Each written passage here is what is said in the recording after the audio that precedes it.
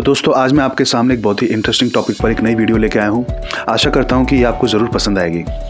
क्या आपने कभी सोचा है कि दो कैफ़े हो गए या दो रेस्टोरेंट हो गए, फेमस रेस्टोरेंट या दो पेट्रोल पंप हो गए, ये हमेशा एक दूसरे के सटीक एक दूसरे के बराबर में ही क्यों स्थित होते हैं और फिर उसके बाद कुछ किलोमीटर्स तक आपको एक भी फेमस चीज़ दिखाई नहीं देगी पहले वाले से रिलेटेड। एक बहुत ही कॉमन चीज़ है जिस पर हर किसी का ध्यान नहीं जाता है। तो इसको हम बोलते हैं बिजनेस गेम थ्योरी, जो कि नैश इक्विलिब्रियम सिद्धांत पर आधारित है। इस सिद्धांत को समझने के लिए चलिए एक उदाहरण लेते हैं। मान लीजिए आप एक समुद्र तट पर हैं जिसकी लंबाई 1 किलोमीटर है और उस समुद्री तट पर दो आइसक्रीम विक्रेता हैं, रमेश और सुरेश।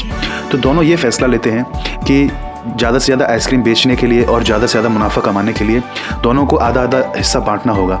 तो दोनों ये तय करते हैं कि रमेश एक तट पर आइसक्रीम की स्टॉल लगाएगा और सुरेश दूसरे तट पर आइसक्रीम की स्टॉल लगाएगा। और एक तरीके से देखा जाए तो ये उचित विभाजन भी है। क्रिया से दोनों के ग्राहक आधे आधे एक दूसरे में बंट जाते हैं।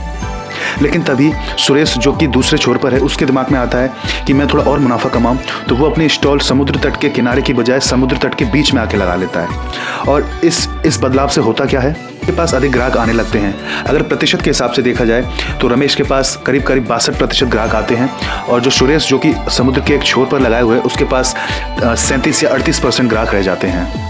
तो यह स्थिति देखकर सुरेश भी ये तय करता है कि मैं भी अपनी स्टॉल समुद्र तट के बीच में लगाऊंगा।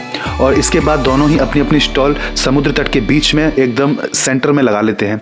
और जिससे होता ये है कि ग्राहक जो है वो 50-50 दोनों में बट जाते हैं। इसका एक फ़ायदा ये भी मिला कि दोनों को अपनी जगह से कहीं भी जाने की ज़रूरत नहीं है। ग्राहक खुद उनके पास चल कर आएंगे क्योंकि उन दोनों की जगह फिक्स हो चुकी है। तो क्योंकि ये सारी प्रक्रिया एक सिद्धांत के ऊपर आधारित है जिसका नाम है नैश इक्विलिब्रियम, और ये एक मशहूर वैज्ञानिक के नाम पर स्थापित की गई है, जिस वैज्ञानिक का नाम है जॉन नैश। अगर थोड़ा और आसान शब्दों में इसे समझा जाए तो इस तरीके से होगा कि एक ऐसी स्थिति बन जाती है जहां पर आप किसी भी तरीके की रणनीति को बदलकर लाभ नहीं उठा सकते। अगर आपको लाभ उठाना ही है तो जितने भी लोग इसमें शामिल हैं उन सभी को थोड़े थोड़े बदलाव लाने होंगे। जैसा कि हमने उस उदाहरण में देखा कि जो आइसक्रीम विक्रेता हैं वो दोनों एक जगह पर आके टिके, तब जाके उनकी बिक्री में बढ़ोतरी हुई, उनके मुनाफे में बढ़ोतरी हुई।